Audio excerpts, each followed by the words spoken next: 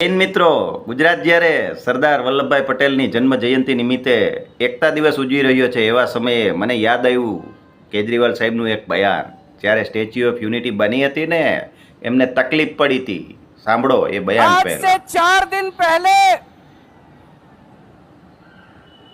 एक स्टैचू का उद्घाटन किया गया था.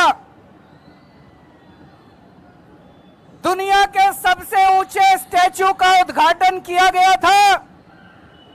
उसकी ऊंचाई थी 182 मीटर.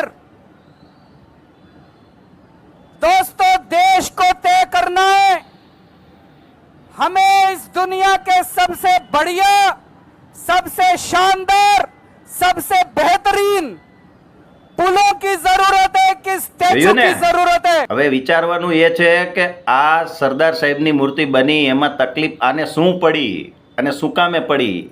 કેજરીવાલ સાહેબની જે વિચારધારા છે ને, એકબીજાને વિખી અને રાજ કરવાની છે, વિખવાદ કરવાની વિચારધારા છે, એ વસ્તુ ઉપર પાણી ફરી જાય. જો સરદાર સાહેબની વિચારધારાથી લોકો જોડાઈ જાય ને, તકલીફ એ છે.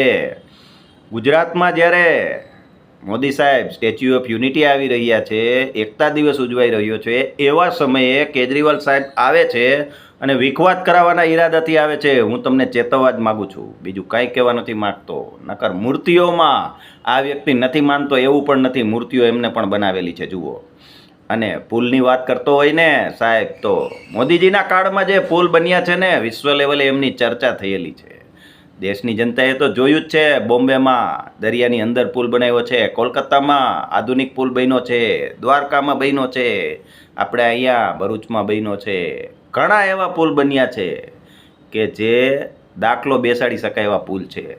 પરંતુ વિષય એ નથી, તકલીફ પણ એ નથી, તકલીફ બીજી જ છે. જે વર્ગ વિગ્રહ કરવાવાળી વ્યક્તિ છે ને, એને એકતા દિવસથી તકલીફ હોય જ. સ્વાભાવિક છે. સમજવાનું આપણે છે કે અહીંયા આપણે ગુજરાતમાં આ બિયારણ ગાલવું નથી.